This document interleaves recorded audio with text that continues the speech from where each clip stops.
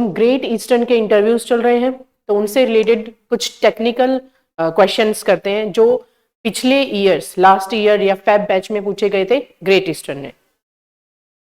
First question is how pressure change as we go deep inside ocean.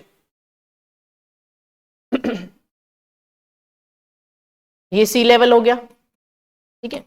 जैसे हम नीचे जाते हैं ओशियन में, डेप्थ इंक्रीजेस,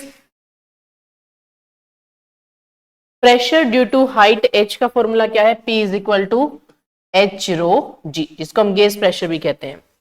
तो इसके according as we go deep, H actually depth है, यहां हम कहें द हाइट ऑफ फ्लूइड, और ये हाइट हम कहां से लेते हैं, from the free surface of fluid. तो ये हाइट यहां से ली जाती है। जैसे हम डीप जाते हैं, as we go deeper inside a water body, any sea, ocean, then ये जो हाइट है जो हम फ्री सरफेस से ले रहे हैं ये इंक्रीज होती जाती है, दैट मीन्स डेप्थ, राइट।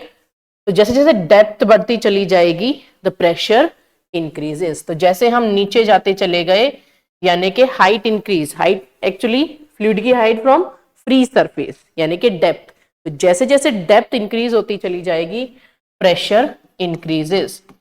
ये आप उसको भी याद करो, एक इंसिडेंस भी था, जो टाइटैनिक शिप था वो डूब गया था, उसको देखने के लिए कुछ टूरिस्ट जा रहे थे, एक सबमरीन थी, गेट करके कुछ सबमरीन थी। तो वो लोग थे ऑल ओवर द वर्ल्ड से, कुछ 4 या 5 लोग गए थे, 2 करोड़ की एक टिकट थी। तो उस सबमरीन में वो लोग गए थे, टाइटैनिक सबमरीन थी या टाइटैनिक शिप को देखने के लिए वो सबमरीन थी। तो जैसे जैसे वो नीचे चलते गए थे तो प्रेशर इंक्रीजेस, तो प्रेशर इंक्रीजेस, बाहर का प्रेशर इतना ज्यादा हो गया था कि वो बिल्कुल इस तरीके से अंदर कम प्रेशर है, बाहर से इतना ज्यादा प्रेशर हुआ कि वो एक्सप्लोजन हुआ, ठीक है। और उनमें से किसी का भी पता नहीं था कि कौन कहाँ है। तो वो क्यों हुआ, वो इंसिडेंस क्यों हुआ था, क्योंकि as we go deep inside the ocean pressure increases. जो डीपेस्ट पॉइंट है ओशियन का, पैसिफिक ओशियन में, वो क्या है, मैरियाना ट्रेंच है, जिसकी डेप्थ कितनी है, 11 किलोमीटर। ये भी क्वेश्चन पूछ लेते हैं। Why are ventilation kept on top. जो वेंटिलेटर्स होते हैं, एग्जॉस्ट हम लगाते हैं रूम में, वो हमेशा टॉप पे ही क्यों लगता है, नीचे या मिडल पोर्शन में क्यों नहीं लगता है? क्योंकि आपने कंसेप्ट छोटी क्लासेस में पढ़ा होगा, हॉट एयर राइजेस अप। क्योंकि बंद कमरा है या मान लो कमरा है, प्रेशर इंक्रीज होता है, और ए फिक्स्ड वॉल्यूम की मैं बात कर रही हूं। As pressure increases temperature increases. उस टेम्परेचर इंक्रीज की वजह से हॉट एयर हो जाती है, and hot air rises up, तो वो ऊपर उठ जाती है, रूफ के साथ साथ होती है वो हॉट एयर। तो उस हॉट एयर को बाहर निकालने के लिए अब एग्जॉस्ट या वेंटिलेशन हम कब यूज करते हैं, गर्मियों में करते हैं, सर्दियों में तो नहीं करते हैं। तो उसको बाहर निकालने के लिए हॉट एयर को, क्योंकि वो जब बाहर निकलेगी, उसने रूम को ऑक्यूपाई कर रखा है, जब वो हॉट एयर बाहर निकलेगी तभी तो कोल्ड एयर अंदर आएगी विंडोज से या डोर से। तो वेंटिलेशन यूज किए जाते हैं या वेंटिलेटर्स यूज किए जाते हैं ताकि उस हॉट एयर को खींच के बाहर निकाला जा सके, क्योंकि वो ऊपर ऊपर होती है, राइट। तो क्यों होते हैं ventilation kept on top, because hot air rises up, to keep it out we use ventilators on the top. Next is law जरूर पूछे जाते हैं, Boyle's law, Charles law, Gay-Lussac's law, Avogadro law या Graham's law. तो gas laws बहुत important है। Boyle's law क्या होता है, बॉयल्स लॉ क्या कहता है कि for a fixed mass of gas at constant temperature, अगर टेम्परेचर कांस्टेंट रखा जाए एक फिक्स्ड मास की गैस का, then P is inversely proportional to the volume. Pressure जो होगा that is inversely proportional to volume. इसका एग्जांपल क्या हो सकता है, सोडा वाटर बॉटल्स या जितनी भी कार्बोनेटेड वाटर बॉटल्स होती हैं, ठीक है, सोडा वाटर बॉटल्स। जैसे ही आप मान लो कोई भी सॉफ्ट ड्रिंक है, कोल्ड ड्रिंक है, उसको ओपन करते हो, एकदम प्रेशर से गैस बाहर आती है ना, और वो फैल जाएगी। तो जब अंदर अंदर था, प्रेशर ज्यादा था, वॉल्यूम कम थी। जैसे ही हमने प्रेशर रिलीज किया, गैस फैल गई, वॉल्यूम इंक्रीजेस। ये कब होता है? At constant temperature. इसके लिए टेम्परेचर कांस्टेंट होना चाहिए। तो P is inversely proportional to volume at constant temperature for a fixed amount of gas. This is Boyle's law. Next, Charles law. Charles law किस लिए होता है? Charles law भी एक फिक्स्ड अमाउंट की गैस के लिए होता है। For a fixed amount of gas at constant pressure, इसमें प्रेशर कांस्टेंट होना चाहिए। Volume is directly proportional to the temperature. जैसे आप टेम्परेचर इंक्रीज करोगे, वॉल्यूम इंक्रीजेस। इसका एग्जांपल क्या है, कहां यूज होता है ये? In hot air balloons. Hot air balloons देखे होंगे, हॉट एयर बैलून्स, है ना? तो उसमें क्या करते हैं, टेम्परेचर के हिसाब से, मतलब जो हीट होती है, हॉट एयर बैलून है, उसके अंदर एयर है, उसके एयर के वॉल्यूम को कंट्रोल किया जाता है विद टेम्परेचर। तो जैसे आप टेम्परेचर कम कर दोगे, वॉल्यूम कम हो जाएगी, आप उसको नीचे ला सकते हो, ठीक है। और वॉल्यूम इंक्रीज कर दोगे, आपको पता है अभी हमने कंसेप्ट किया था, हॉट एयर राइजेस अप, तो वो ऊपर उड़ने लग जाता है। तो उसको कंट्रोल किया जा सकता है विद टेम्परेचर। तो चार्ल्स लॉ क्या है? At constant pressure volume is directly proportional to temperature. This is Charles law. ये ल्यूसेक्स लॉ भी कर लो यहां पे, वो भी बहुत इंपॉर्टेंट है। Third one, Gay-Lussac's law.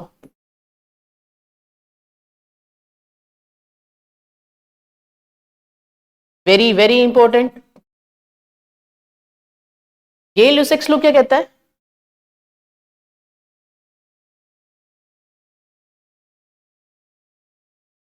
Eight constant volume pressure is directly proportional to temperature.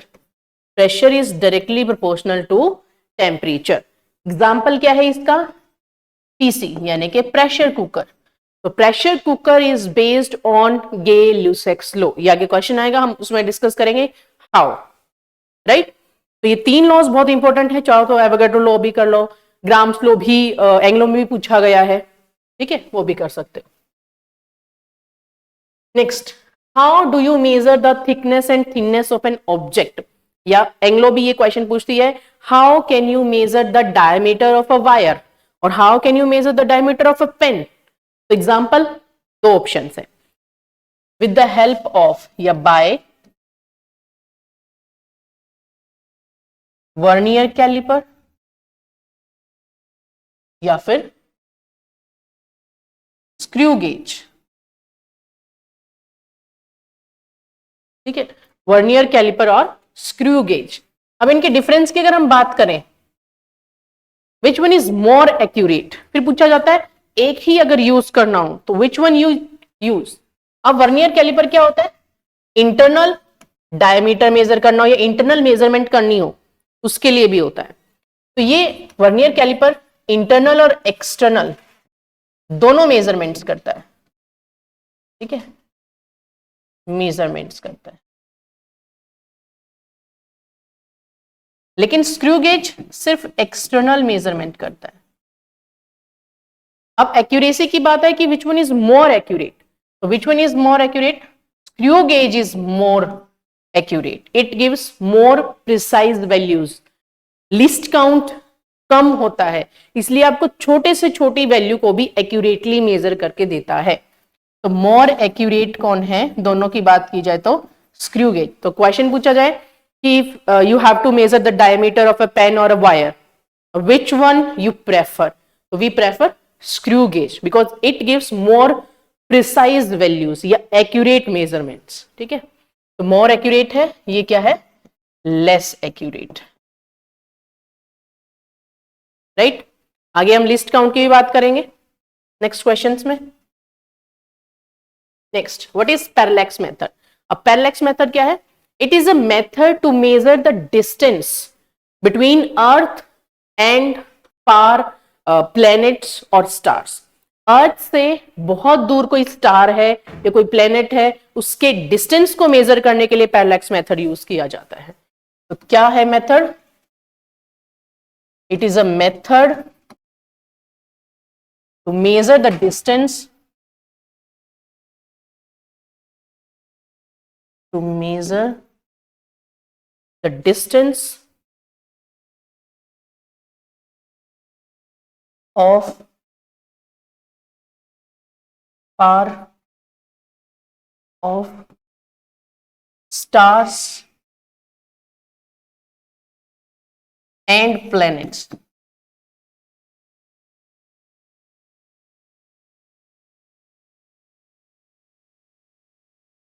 from earth. ठीक है, अर्थ से स्टार्स और प्लैनेट्स के डिस्टेंस को मेजर करने के लिए मेथड यूज किया जाता है, और कितने तक के 100 लाइट ईयर्स तक के डिस्टेंस को ये मेजर करता है, 100 लाइट ईयर्स के। 1 लाइट ईयर क्या है? The distance travelled by the light in 1 year. एक साल में जितना लाइट दूरी तय करती है, एक सेकंड में लाइट कितना दूरी तय करती है? What is the speed of light in 1 second? It's 3 into 10 raised to the power 8 metre per second. Difference भी पूछा जाता है लाइट और लीप ईयर में बहुत बार। ठीक है, तो इसको कैसे मेजर करते हैं? Theta is equal to arc upon radius, arc upon radius. जैसे ये इलेप्टिकल पाथ हो गया, ये सन हो गया, यहां पे कहीं भी अर्थ है, ठीक है, मानो यहां पे अर्थ है, यहां पे कोई स्टार है, तो इस तरीके से, ठीक है, ये हो गया आर्क, ये हो गया थीटा, और ये हो गया आपका रेडियस हो सकता है। तो theta is equal to arc upon radius. तो ये हो गया parallax method. Distance, large distance measure करने के लिए यूज किया जाता है between earth and different stars and planets up to 100 light years जो दूर है। Next is what is electric bell? Electric bell is an electrical instrument. क्या है? एक इलेक्ट्रिकल इंस्ट्रूमेंट है, इलेक्ट्रिकल इंस्ट्रूमेंट। आप सबके घरों में बाहर डोरबेल होगी, ठीक है, इलेक्ट्रिक बेल होगी। किस पे वर्क करती है? इट इज बेस्ड ऑन, या इसके अंदर क्या होती है? इलेक्ट्रोमैग्नेट होती है। ठीक है, अब इलेक्ट्रोमैग्नेट क्या होती है? Which work as a magnet when current passes through it. एक मैग्नेट होती है, एक टेम्पररी मैग्नेट होती है, जब तक उसमें से करंट पास होता है it behaves like a magnet. तो आपने देखा होगा एक गोंग होता है, एक बेल टाइप में ऐसे होता है, और एक यहाँ पे एक हैमर टाइप का होता है। ठीक है, यहाँ पे एक इसके पास एक इलेक्ट्रोमैग्नेट कनेक्ट होती है, ठीक है, जिसको करंट से कनेक्ट किया जाता है। तो जैसे ही हम बाहर डोरबेल का जो स्विच होता है वो प्रेस करते हैं, जब तक हम प्रेस करते रहते हैं करंट फ्लो होता है इस इलेक्ट्रोमैग्नेट में। मतलब एक आयरन पीस होता है, उसके ऊपर कॉपर वाइंडिंग होती है। जब तक हम वो बटन जो डोर के बाहर, मेन गेट के बाहर जो बटन होता है, जो स्विच होता है, जैसे हम उसको ऑन करते रहते हैं, इस इलेक्ट्रोमैग्नेट के अंदर करंट पास होता रहता है। जब तक करंट पास होगा it behaves like a magnet, magnet की तरह बिहेव करती है। ये आयरन का एक हैमर होता है, आयरन का हैमर को ये मैग्नेट क्या करेगी? अट्रैक्ट करती है, और अट्रैक्ट करती है तो ये इस गॉन्ग के साथ, इस बेल के साथ स्ट्राइक करता है। जैसे स्कूल्स में घंटी बजाई जाती है, बेल बजाई जाती है, तो वो क्या होता है? एक हैमर के साथ उस मेटेलिक ऑब्जेक्ट को बीट किया जाता है ना, हैमर के साथ वो जो मेटेलिक ऑब्जेक्ट है उस पे हैमर को बीट किया जाता है, तो साउंड प्रोड्यूस होती है बाय द वाइब्रेशन। तो ऐसे ही इसमें होता है, जैसे ये इलेक्ट्रोमैग्नेट इस आयरन पीस को, इस आयरन हैमर को अट्रैक्ट करेगी, ये उस पे स्ट्राइक होगा और वाइब्रेट करेगा और साउंड प्रोड्यूस होगी। उससे पता चल जाता है कि बाहर कोई है, और वो बेल रिंग होती रहेगी। तो this is electric bell. It is based on electromagnet. Due to the electromagnet the iron hammer attracts and strike on the gong again and again, जब तक करंट पास उसमें से होता रहता है। Next, which current source is applied in the circuit? ऐसे तो circuit में आप एसी और डीसी कोई सा भी अप्लाई कर सकते हो, ठीक है। डीसी का सोर्स होता है, दो तरह का होता है हमारा current, AC and DC, alternating currents and direct current. इसका एसी का सिंबल ये हो गया। इसमें क्या होता है? The magnitude of current and voltage, AC current और एसी वोल्टेज का जो मैग्नीट्यूड है it changes according to time, time के साथ साथ चेंज होता रहता है। ये हो गया करंट या फिर voltage, its magnitude, the magnitude of current and voltage changes according to time. ये देखो यहाँ पे 0 है, फिर इंक्रीज हुआ, मैक्सिमम गया, यहाँ पे मैक्सिमम गया, ठीक है, ये 0 हो गया, ये π/2, ये pi is equal to 180 degree, तो 90, 180, 270, 3π/2 और ये हो गया 360 यानी कि 2π। तो टाइम के अकॉर्डिंग मैग्नीट्यूड चेंज होता रहता है इसी में, बट डायरेक्ट करंट में क्या होता है, मैग्नीट्यूड सेम रहता है, टाइम के अकॉर्डिंग चेंज नहीं होता। मान लो करंट या वोल्टेज की वैल्यू हुई तो ये कांस्टेंट रहेगी। मान लो वोल्टेज ले 220 वोल्ट है तो 220 वोल्ट ही रहेगी, 12 वोल्ट है 12 वोल्ट ही रहेगी। तो जितनी भी बैटरीज होती हैं या सेल होते हैं, they are source of DC. और जो हमारे घरों में आता है वायर ट्रांसफॉर्मर्स, तो वो होता है AC. Transformer only and only works on AC. इसी की वजह से ट्रांसफॉर्मर्स स्टेप अप और डाउन की वजह से ही लॉन्ग डिस्टेंस ट्रांसमिशन पॉसिबल है एसी का। डीसी को हमें बैटरी कैरी करनी पड़ती है हर जगह, बाइक्स में देखोगे, व्हीकल्स में देखोगे, तो डीसी की बैटरी हमें कैरी करनी पड़ती है, जबकि एसी का हम इजिली लॉन्ग डिस्टेंस ट्रांसमिशन कर सकते हैं with the help of transformers. High power, high voltage AC का ट्रांसमिशन किया जाता है। What is the voltage that we get at our homes? ये मोस्ट इंपॉर्टेंट क्वेश्चन है, जरूर पूछा जाता है। तो हमारे घरों में जो वोल्टेज आती है, पहली बात जो वोल्टेज आती है वो कैसी आती है, एसी आती है, ऑल्टरनेटिंग करंट्स। और जो वोल्टेज आती है वो 220 वोल्ट आती है। और ये जो 220 वोल्ट है ये एक्चुअली क्या है, ये आरएमएस वैल्यू है वोल्टेज की। वोल्टेज मतलब पोटेंशियल डिफरेंस। तो हमारे घरों में जो पोटेंशियल डिफरेंस आता है उसकी आरएमएस वैल्यू क्या है, 220 वोल्ट। अब आरएमएस वैल्यू निकालने का फॉर्मूला आपने एसी में पढ़ा होगा, V RMS is equal to V naught upon √2। तो यहां से क्वेश्चन आता है कि पीक वैल्यू क्या है फिर उस एसी की जो हमारे घरों में आता है। तो अगर हम यहां से पीक वैल्यू निकालेंगे, ये 220 वोल्ट है, 220 को अगर हम √2 से मल्टीप्लाई करेंगे तो वी नॉट हमें कितना मिलेगा, 311 volt. That's why AC is more dangerous than DC, क्योंकि ये क्या करती है एसी 0 से, अब इसकी जो फ्रिक्वेंसी है ना, फ्रिक्वेंसी क्या होती है, अब कई कंपनीज के इंटरव्यू में frequency, time period, wavelength, impedance, ये सब चीजें पूछी गई हैं। तो फ्रिक्वेंसी क्या होती है, number of oscillations completed in 1 second, एक सेकेंड में कितनी नंबर ऑफ ऑसिलेशंस कंप्लीट होती हैं। तो हमारे घरों में जो एसी आता है, जो वोल्टेज आती है, जो करंट आता है, उसकी जो फ्रिक्वेंसी है वो है 50 हर्ट्ज। 50 हर्ट्ज का मतलब क्या है, ये 2π तक एक साइकिल कंप्लीट हो जाती है, ये 2 साइकिल कंप्लीट हो गई, ठीक है। तो मान लो एक सेकंड में 2 साइकिल्स कंप्लीट हो रही हैं, तो 2 हर्ट्ज फ्रिक्वेंसी होगी। एक सेकंड में 50 साइकिल्स कंप्लीट हो रही हैं, 1 सेकंड में कितना, 50 साइकिल्स कंप्लीट हो रही हैं, तो इसकी फ्रिक्वेंसी होगी 50 हर्ट्ज। अब एक साइकिल में एक पॉजिटिव हाफ साइकिल है, दूसरी नेगेटिव हाफ साइकिल है ना। इसका मतलब कितनी, इंडिया में कितनी बार एसी अपनी साइकिल चेंज करता है, तो कितनी बार करता है, 100 times in a second, 100 times in 1 second, 100 times इस तरीके से। Bye bye.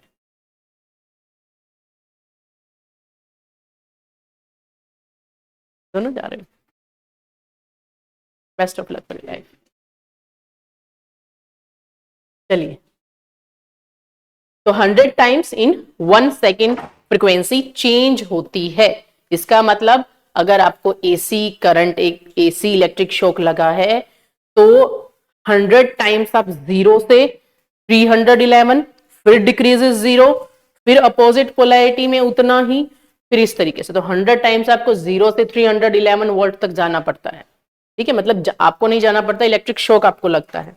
लेकिन डीसी का क्या है, 220 मतलब 220 वोल्ट ही लगेगा, ठीक है, उसका मैग्नीट्यूड फिक्स रहता है। और एक और बात पूछ ली जा सकती है कि जब देखो एक जो पावर जनरेट हो रही है, थर्मल पावर प्लांट्स होते हैं या कोई भी पावर प्लांट हो सकता है, हाइड्रो पावर प्लांट हो सकता है, विंड पावर प्लांट हो सकता है, तो डिफरेंट डिफरेंट एनर्जी सोर्सेज के पावर प्लांट्स होते हैं।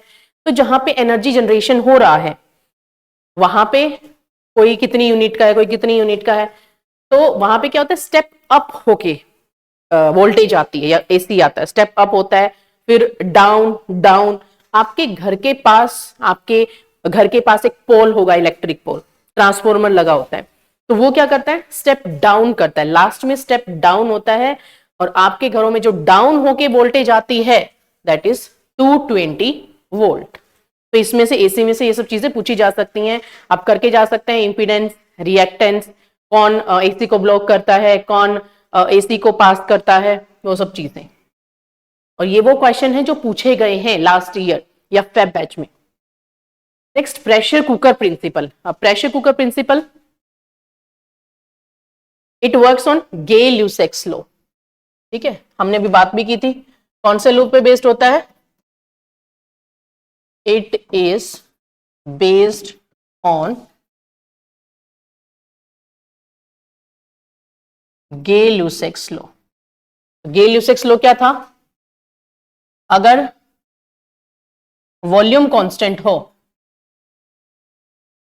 for a fixed amount of volume, pressure is directly proportional to temperature. As we heat up, when we put some food inside the pressure cooker and we close its lid, हम उसके ढक्कन को पूरा बंद कर देते तो पूरा क्लोज हो गया, तो वॉल्यूम कांस्टेंट हो गई, जो भी अमाउंट आपने अंदर रखा है उसका वॉल्यूम फिक्स्ड है। As we heat it up, जैसे हम इसको हीट देते हैं प्रेशर इंक्रीज होता है। ठीक है, प्रेशर इंक्रीज होगा तो क्या होगा, as pressure increases temperature increases. Temperature मतलब बॉइलिंग पॉइंट भी, बॉइलिंग पॉइंट क्या होता है, the temperature at which a particular liquid starts boiling या कन्वर्ट्स इनटू वेपर्स। पूरा वो स्टार्ट होती है और एंड अप हो जाती है पूरी वेपर्स में, liquid converts into vapours, that temperature is known as boiling point. और बॉइलिंग प्रोसेस के दौरान या मेल्टिंग प्रोसेस के दौरान, जो आइसोथर्मल प्रोसेस होता है, temperature remains constant. Boiling of water हो या मेल्टिंग ऑफ आइस हो, temperature remains constant because all the heat that is given to cook the food is used to change the state. ठीक है, इसलिए जो पानी उबाल रहे हो आपने, जो भी हीट दी, जो भी टेम्परेचर आपने हीट दे रहे हो, वो टेम्परेचर को इंक्रीज करने में नहीं जाएगा, वो स्टेट चेंज होने में जाएगा। That's why temperature remains constant through out that process. तो बॉइलिंग पॉइंट, अब प्रेशर कुकर में बॉइलिंग पॉइंट हो जाता है अप्रोक्सीमेट 122 डिग्री सेल्सियस, मतलब 100 डिग्री सेल्सियस होता है वाटर का, ज्यादा बढ़ गया।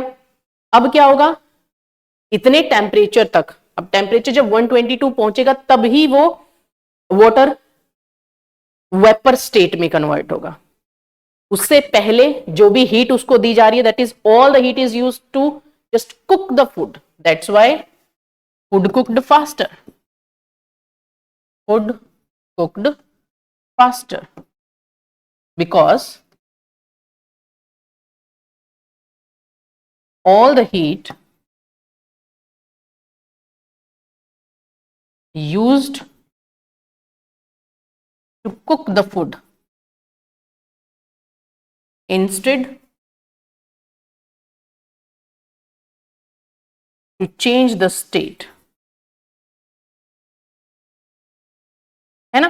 अब स्टेट तो चेंज होगी नहीं क्योंकि 100 डिग्री सेल्सियस था पहले, अब तो बढ़ गया, तो 120 डिग्री सेल्सियस तो उसके अंदर बहुत देर बाद अचीव होगा ना, उससे पहले तो सारी हीट कहाँ यूज हो गई, फूड को कुक करने में।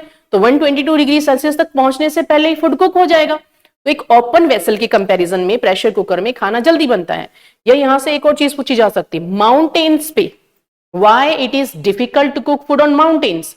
अब माउंटेन्स पे होता है थोड़ा डिफिकल्ट, क्यों होता है, क्योंकि माउंटेन्स पे क्या हो जाता है, प्रेशर, एटमॉस्फेरिक प्रेशर डिक्रीजेस। अब प्रेशर डिक्रीज हो गया, बॉइलिंग पॉइंट भी वहां डिक्रीज हो जाता है, वहां पे बॉइलिंग पॉइंट रह जाता है अप्रोक्सीमेट 68 डिग्री सेल्सियस। अब वो बहुत जल्दी अचीव हो जाता है। तो all the heat is used to change the state now instead to cook the food. तो एक प्रेशर कुकर है माउंटेन्स पे, एक प्रेशर कुकर है प्लेन एरिया में। तो यहाँ हीट, यहाँ पे खाना जल्दी बनता है।